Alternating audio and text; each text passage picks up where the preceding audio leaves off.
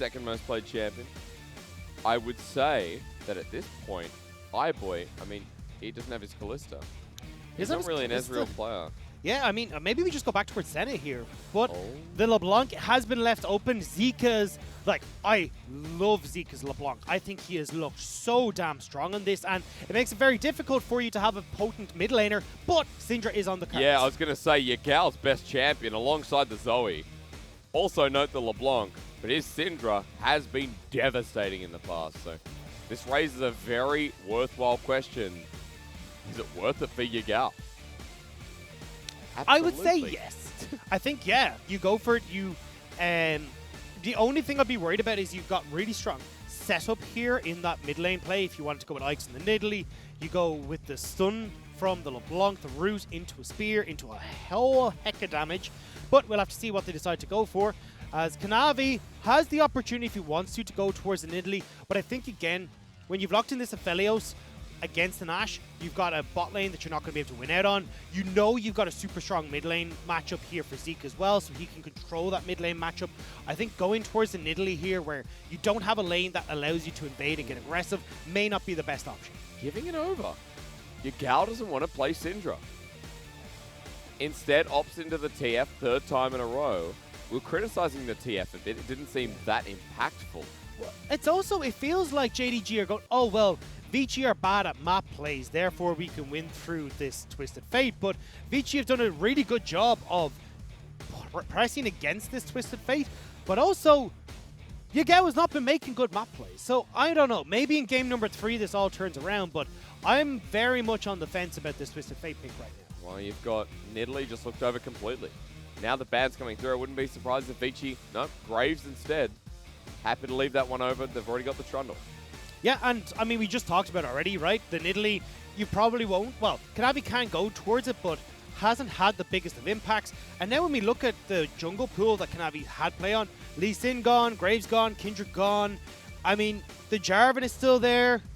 Yeah, I mean, Kayn and Rek'Sai are the only other ones, but the Rek'Sai doesn't do too much against the Trundle. We've seen how often Trundle can actually cancel the pillars out as Rek'Sai. And I mean, Jarvan potentially, but it doesn't really help you in what you're trying to set up here. So I'm curious to see what Kanavi does go for here.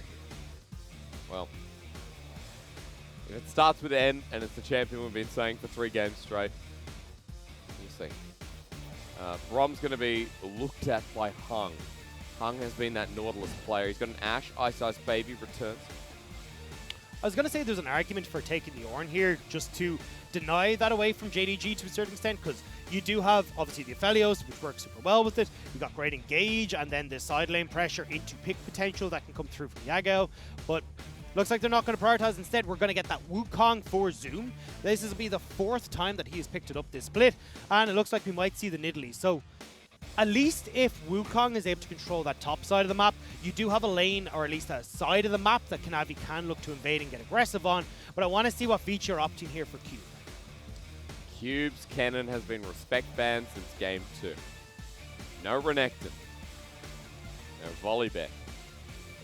Is Mordekaiser how he wants to end this series? I mean, it does well into the Wukong matchup, but you're lacking somewhat engaged when it comes to Vici. I suppose you can rely on like chains and that enchanted crystal arrow to be enough of a setup. And when you've got Wukong, you've got the Twisted Fate and this Thresh who are trying to dive in on you, at least the Mordekaiser will be enabled to a certain extent. But I still think even with the Wukong there, going towards something like an Ornn and just guaranteeing this really strong team fight and just disabling Loken to a certain extent, because when you've got an Ornn who can shove in these, or use that ultimate to disrupt this Aphelios and the team fights, could have worked super well, but it does at least give them a strong side lane presence with Cube and also Zika who can push against Yagao. I want early skirmishing again. Game 2 was a lot We're of going to fun. get it. And it feels like we're set to get it. LeBlanc let through for the first time here in this draft. Zika's LeBlanc. Let's have a look. 5 games. 5 games played. Yagao's second most played as well is the LeBlanc. Both these mid laners actually well known for it. And Zika's impressed us so far in this series. Unmeasurably. Yagao needs to step up to the plate with his TF. while if you look at the other solo lanes, Zoom versus Cube, both of them had MVPs. MVP of Game 1 was Cube on his Cannon. Game 2 was Zoom on his Ornn. While it feels like in the jungle matchup, I really want to say, nothing against Ike's. I just think Le Yen versus Kanavi felt fair to end this series. But they've opted in for Ike's in Game 3. He's on Trundle. He wants to bring this to its knees. And Vici's been such a challenge for JDG. The spring champions maybe brought to their knees by Vici Gaming. The 4-win streak here for Vici. The 6-win streak for JDG. 7-2 versus 5-3. JDG versus Vici, Game 3. Let's drive into it as we enter Summoner's Rift. Oh yeah, show me. What's up there? What's up there? Turn around. Where are we? Oh. Here we are. What is that noise? What? So, no matter what happens in this game, I think we can definitely say that Vici has fought back well. The cuts are there. JDG are definitely bleeding. There is no doubt about it. And this is a Vici that we now have to begin looking at as a real contender for those playoff spots, because their games here today have been absolutely incredible. And to be honest, I'm not sure if Vici aren't going to be able to run away with this in the early stages of the game. Like, when I look towards Ike's and Zika, I see a lot of setup in this mid lane towards Yagao, where a Trundle Pillar into the stun from Zika can be nights out for Yagao. And even if you get Kanavi trying to match that 2v2, the burst damage onto Yagao before he goes towards like the Rod of Ages might just be way too high for this Twisted Fate to do. As we've already seen in the series, super easy to burn the flash with a simple pillar. You know, Yagao has to be looking at his positioning all the time. Zika with the trade here, gold card in response, and electrocute sends it right back. We begin. So, both junglers now starting on opposite sides of the map. So, Kanavi trying to go from Krugs, he will start going towards that top side of the map then, and should be just about the time that Zoom manages to bounce this wave on that upper portion of the map. And actually, as I say that, Kanavi may be looking for an invade here. Level 1 or of both the bottom laners. Kanavi to land the spear, that's what he needs. Eyeboy behind the wave, spotted out. Javelin toss goes in anyway. Bit of damage onto Eyeboy will help the lane. But a good hawk shot from Eyeboy. And it wasn't even intentional from Eyeboy. That was just the, okay, let's try and figure out where Kanavi is. Let Ike's figure out how he wants to approach his new jungle route. And hey, spotting out Kanavi now makes that a lot easier. And actually, Zika shoved in mid. Ike's is getting brave in this jungle. Confidence comes through. Level 3 versus level 2. The pillar would put Kanavi against the wall as he walks back in for the trade. Red buff versus red buff. Yagao running in as well. The chain sets on up. And a good little trade here from Zika. Well, this is getting real personal. Definitely is, but I mean, this is what we wanted to see from Ike's, is contesting Kanavi, and he's playing very well around that pressure from Zeke in the mid. Might even have, actually, as Kanavi just goes for a now transitional move through the mid lane towards that top side, how Ike's is now going to be able to take this bottom lane scuttle, but he's already cleared his top side camps, which means Kanavi is caught completely unaware of how Ike's has gone through this jungle. We'll just go back to Scuttle Crab and trade this one off. Ike's invade himself, but look how many resources he has in his own bottom side jungle. And that's the thing, Ike's is actually up a camp right now. He'll start to clear the Gromp, he can move towards Wolves, and actually contest on this top side, because Cube is slowly going to start pushing out on this top side of the map. So if we get an invade, as we're seeing actually right now from Ike's, there was a potential here for, invade from Kanavi, there was a potential here for Ike's to... I'm sorry. Yeah, that was a little bit funny. But for Cube to help out Ike's, but actually Ike's not going to be fast enough getting close. When you miss a stationary target as Nidalee, sometimes you're going to get laughed at, you know? Unfortunate. Well, topside invade. They know Kanavi's there. Pings were getting spammed. Yeah, they saw that Kanavi didn't have a blue buff, and off of, I guess Yagao stole the blue buff? Must have been. No, just the skin. Oh, is it the skin? Okay. But either way, yeah, Kanavi didn't have a blue buff when he went for that play on the bottom side, and that means that then when they spotted it, cool, we know that Kanavi has to be on top, so you need to play super safe Cube, and he's done a good job of avoiding any of that pressure.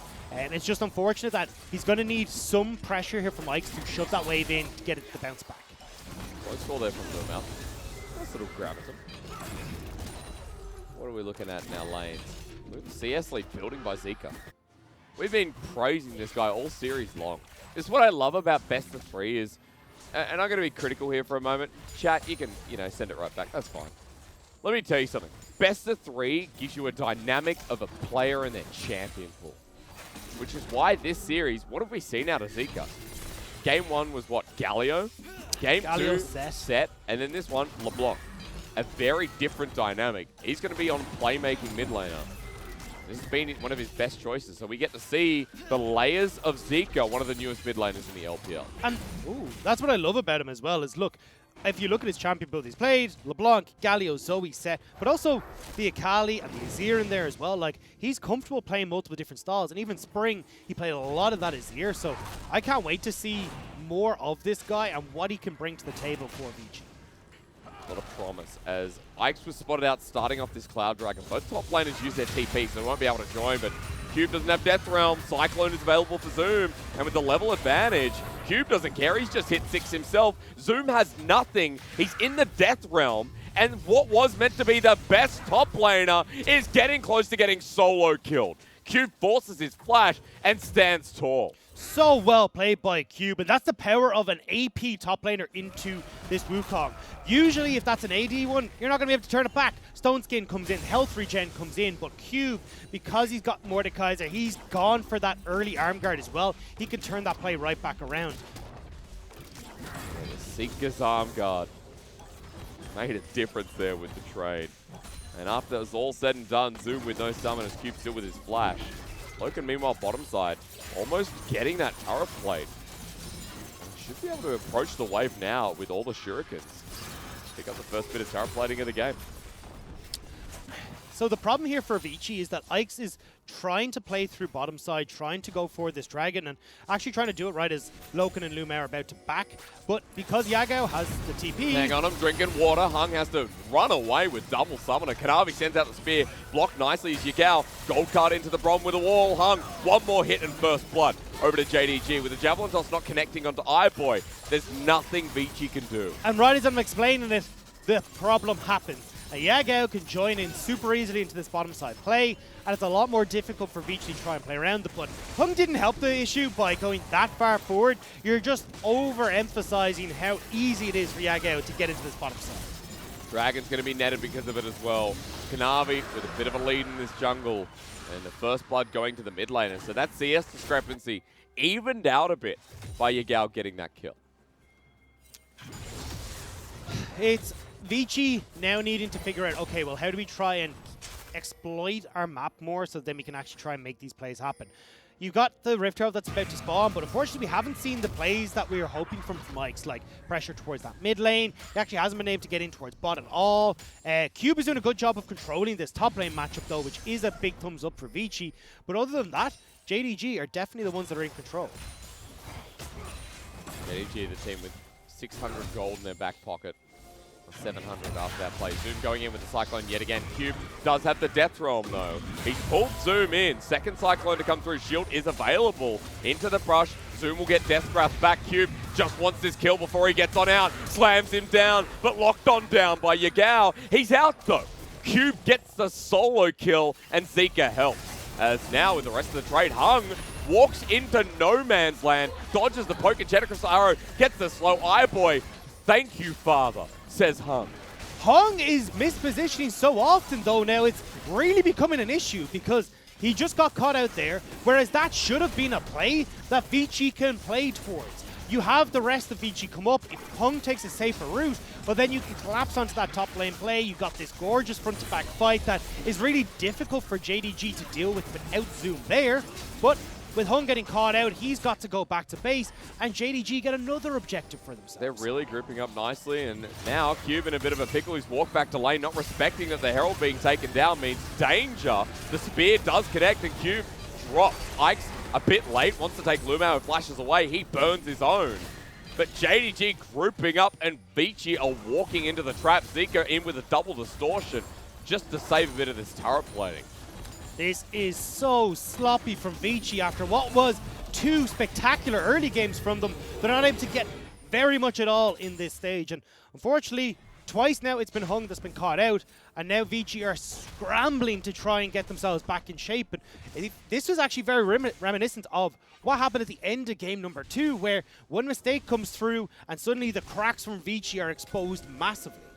JDG's team's going to expose it. They get the props because grouping up, really pushing the tempo. That's what JDG has set the ball rolling here in game 3. We're almost towards those first items because of it. And a 1K gold lead at 10 minutes in the game. And it's a very good sign that JDG are not lifeless.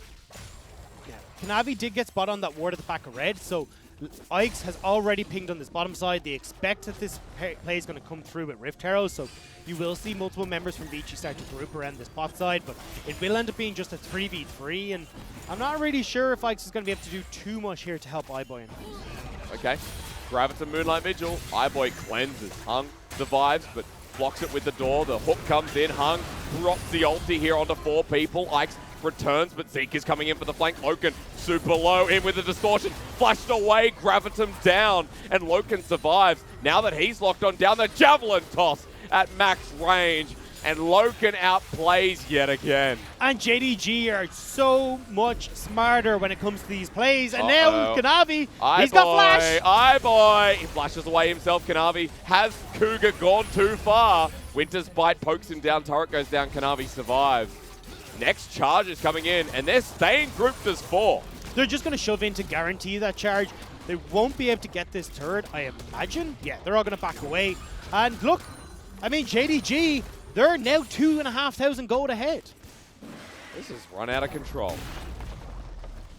And what more can you say than JDG just exploiting? While we can criticize Vici for probably their worst early game in the series, JDG punish mistakes. This is what we saw a lot in spring. One misstep and it spirals out of control. These constant skirmishes that come through. And much like the first one towards topside this time, Loken surviving, forcing everything out of the mid laner. And then JDG get the turret anyway. Almost a 3K gold lead at 12 minutes in the game. VG looking for windows, avenues to return this back to an even state at the very least. It's plays like that bottom lane one, though, why we're praising Loken at the moment. Yep. Because being able to get that Infernum and then into the Gravitum was what locked down Zika for just long enough that you could get that follow-up and that beautiful spear from Kanavi. And having the Twitch reactions to avoid the flash in that was already coming from Zika, plus make that play, I mean, it's why Loken is considered one of the top 80 carries in the LPL right now. He's sitting towards the Infinity Edge. Vici is starting this Dragon Dagger. I think Kanavi wants it. Well, they've got a lot of angles of attack here from JDG. Yigao is in that bottom side. Dragon does go over. Can they get more, though, for JDG? Now setting up for the hook. Close as Gold Card goes into Hung. Zika over the wall misses. Versus 4. And TP. zooms in. Triple Cyclone. And Vici are not getting out of this one. Low health bars. 2 dead. I mean, Zika's trying, but JDG are so damn clean. Yigao just BM to his face. I mean, wouldn't you? You just have the perfect TP ward for Zoom. He collapses in on Vici. Like, yeah, you got a Mountain Dragon. Pats on the back. You did a good job, Vici, but JDG, they get the kills. They're getting towers. They're getting everything that they want in this game. The hype for Vici very quickly dying down. And the hype for JDG getting built up why they have this win streak as Lumao close. Hook. Kanavi shows them as done. Ah, yes. We'll watch it again. As you said, deep ward. Like, perfect. There's, like, the Nidalee trap and also the ward there for him to go to, and it's so easy for Zoom. They're sitting ducks. They've nowhere to go. No flashes, no anything, and, I mean, perfect play. That's all you can say. 5K gold lead. A minute and a half ago, it was 3. And that's the thing. Once you give JDG a lead, they will not let up. Holy moly. And that's why we are praising Vici so much in game number 1 and game number 2. Because it is not an easy task to stay away from JDG when they smell blood in the water. But they did just that. Unfortunately, in game number 3, there's just too much blood because it's all over Summoner's Rift. Destiny was just used by Yigao to get to this bottom lane. Clears out the wave, adds pressure. You can see pings from Vici now that it's down. Spamming towards the top side. They want to pick. And if Vici are going to get back in this game, they need to use that pick potential. The LeBlanc, the Ashe, the Brom, the Trotter, whatever. Find something, right? Anything at the moment. There is always the pick potential thing, but it is getting smaller and smaller as an option when you look at that gold lead that JDG are starting to put up. But when we get to team fights, look, iBoy hasn't actually completed the Blade of the Rune King now. Would have loved to have that for this impending fight at the Rift Herald. You do have Luden's Echo onto Zika, so he's quite strong, and if he can get onto Loken, can just burst them out, or even Kanavi to a certain extent, although the Rod of Ages will make that a bit tougher. Vici, however, are going to start up this Rift Herald. Looks like JDG may not want to contest with no teleport available for Yagao or that Destiny. You know what? Maybe they want the pick instead. Hung. We get the exhaust down onto Loken. And Dagda, this is becoming more than a one-off for Hung. I mean, he's only gone down once, but it's definitely been a couple of catches now. The whole series. I mean, game 2. I was going to say, I mean, he's died once here, but it has been a very big issue now where he has been hooked, burnt, like, well, Summoner Spell there, he's burnt Summoner Spells in bottom lane. That play in the last game as well, which really broke up the game for JDG. Hung just needs to take it a little bit slower. Even on the Braum, yes, you've got some tankiness and escape tools, but you do not need to be face checking or positioning in the manner that he is. It's crazy because he got best of the Rift this week. He's gone to his head. Went and straight like, to his head. I'm a good support, and I agree that he is, but this series, one of the weak links of Vici. And this game particularly, for Vici, they need to be solid. Again, take an inch, they'll take a mile. That's JDG. Zika's sitting in the side lane now, and you can see the whole of Vici just want this pace to slow down. They want some items on the board.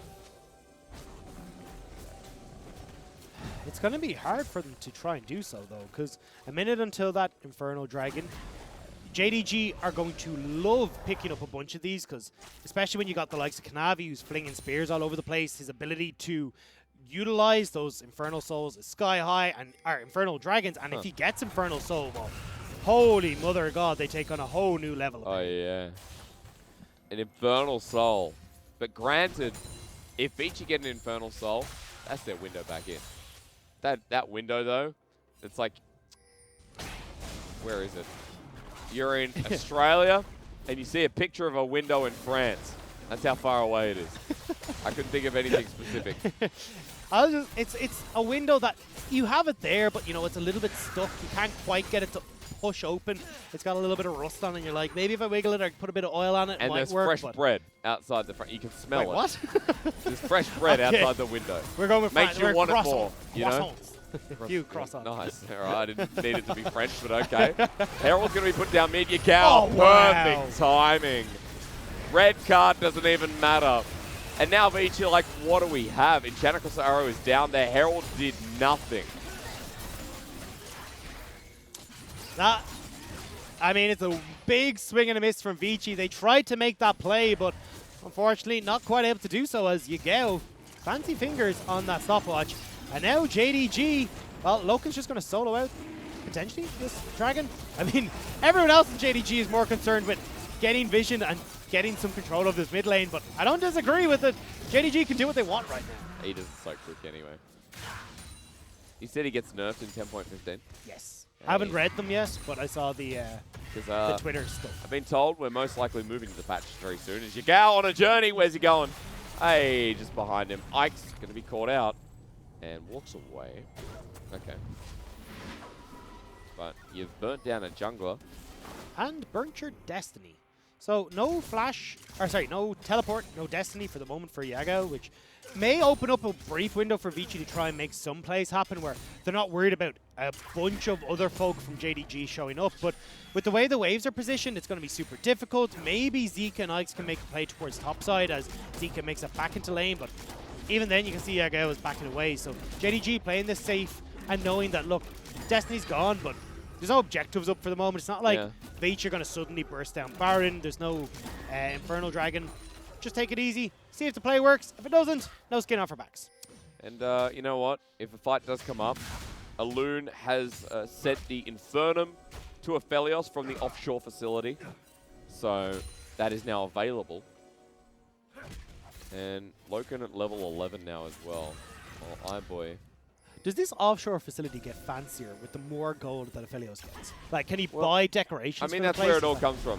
Uh-oh, Zika needs to run away, but Kanavi has so much chase. The clone blocks the spear. Really nice movement, but you can see Kanavi on a tear this game. Yeah, he has finally got control of the jungle matchup, and he is making full use of that. And to be honest, I can't blame Ike's for this. This is not an Ike's issue. This was more so to do with the positioning of Hung and stuff like that early meant that Kanavi got a couple of kills, was able to get control, and it is rather unfortunate that for this last game, after how good of a series we got in Game 1 and Game 2, a couple of missteps just lead to JDG running away. And I mean, Kanavi free to do stuff like this. The threat onto Ike's, the level difference, the CS difference in jungle. Kanavi up 55. And 2 levels as well. I mean, it just tells the story of this final game. Close but no cigar. Does Graves really still not have a cigar? No, he doesn't. Really? Interesting. Hang on. Zoom time. Destiny used. And Cube, even in the death realm, he's dead. Zoom just needs to hit him a couple more times. Death Grass nicely dodged. And that's the solo kill. Well, not really, but you know what I mean. Vici lose their member. They're moving towards Baron. Do or die. I think it's going to be the latter if they try and start this up. So JDG are free to keep pushing on this bottom lane. If they can just stop backs here, well, Zoom gets through this tower. He can get through that next tower very handily as well. So right now, with Vici very much positioned in this mid lane, Zoom can keep applying pressure elsewhere. At least to be an optimist, Vici trait. Yeah, they are trying to. So basically the call here from Vici is, look, we're not able to fight. That's not a trade. We can't go for these aggressive plays because Yagao is coming in on top of us. Kanavi's too big. Zoom's potential gauge is sky high as well. So we're going to have Zeke instead, while they're making these pick plays, try and answer for structures and get some gold into Zeke's pocket. Maybe then, when we get towards the 24, 25 minute mark, Zeke can try and make these big plays, like picks onto Loken, picks onto Yagao or Kanavi if they take a step too far. But trying to accelerate Zika to a point where he can do that is pretty lackluster, seeing as, you got a pretty tanky Kanavi. He's even going towards the Athenes and Holy Grail, which means that he's got the inbuilt magic resist. And as well, Loken is going to be so well protected by the rest of the team and the heals coming from Kanavi that bursting him is going to be really hard. Big job ahead of him. Hung and Ike, they want that pick onto Loken, but they will not find it. Dragon up in 50 seconds. And you know what? Any other game, I'd start saying, oh, this feels pretty much over. And in a way, it really does. However, what we've seen out of this series so far is one moment decides the fate of the game. So, let's see. Dragon to be started, and Vici do not want this. I mean, it's an 8,000 gold lead for JDG. No vision control for Vici. They're being shoved right the way in. It's not looking very easy for them to try and have a way in, but Zika trying to position off to a side. Vici trying to move in towards this river as JDG most certainly have control of it. What did they get with the arrow? Zika didn't even do damage to Lumel. There's the chaos though as Death Crash close. Yagao up with the gold card. Mechanical's arrow does hit the Twisted Fate. The binding goes down. Yagao locked into the back line. Bit of damage done, but Hung gets low. Eyeboy at half health. Cube pulls Death Realm into Yagao. Flashes forward while Hung dies on the other end. And Yagao's just out of there. Cube comes out himself and dies. Vici lose 2. And that might just be the Baron.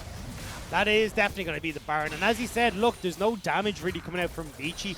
Zika is trying to go for the Void Staff, but he doesn't have any gold to try and funnel into that. Eyeboy as well, he's not anywhere near as strong as Loken right now. And okay, Vici, you do get this Dragon, it'll put you at 2, but Baron is in the hands of JDG. It certainly is. So is that 10k gold lead at 24 minutes in. JDG looks like they're back. At the very least, here in this series. Yeah, welcome to the series, JDG. Yeah. But even in the stand, they were already 7-2. They're going to match with V5, although they're probably not going to Worlds like V5 are. At least this is the start. They'll probably go to Worlds. We have 4 seeds. Oh, but that's they won't true. win 4th Worlds. seed, Like V5 will be 2nd seed or 1st. You know, sorry. Yeah. But either way, look, here's the fight. Vici getting picked apart. JDG barely even lose a scratch of health in this entire fight, and it just really does show why. Honestly, I know you kind of said hysterics that, oh, this can turn back and forth either way, but after that fight, anymore. Yeah, I'm not feeling it either. Aye, boy, he needs to be feeling himself in a very different place where he needs to move to right now. I mentioned Bush earlier. You just said that, Dagda. We're all. It's been a long old day, my friend. Yes, it has. I mean, moving swiftly onwards before we both end up fired by the time this day's end. Don't worry, we go out as a team. Well, every lane being pushed, and Vici have to pick one. Where do you go? It's kind of like, oh my God. It's kind of like whack-a-mole right now for Vici, but unfortunately they're the moles in this situation. No, it's triple grabbing him even with the cleanse. This feels like the final fight. Vici holding on for dear life. They will get Zoom, but now Cube coming in. Can't absorb the pressure while Yagao just diving the Nexus turrets. And that'll be all she wrote. Kind of a disappointing way to end this series, but let's be honest. JDG were the favorites running in. Vici did some damage in this series. Still showing us that they're a team to watch, while JDG show us they're a team to beat. 8-2, they'll move up to equal second.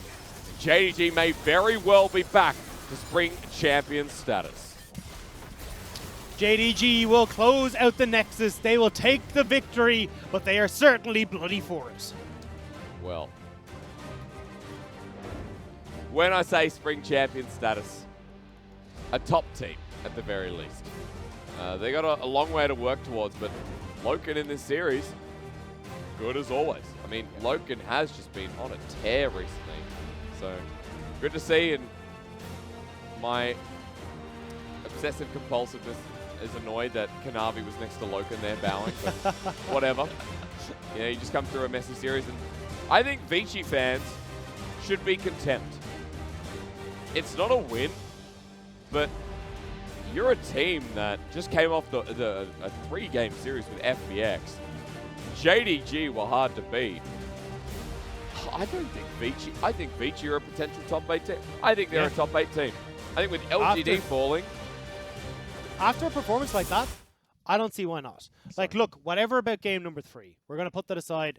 It was a couple of plays early that were missteps, and in a game 3 where you have obviously put your all into those first 2 games, it can be hard to muster up that strength to push on the willpower to go into that final game. But game 1 and game 2, Vici 100% looked like a top team. Yeah. And this is a team that is very much lacking in experience, as you talked about earlier on.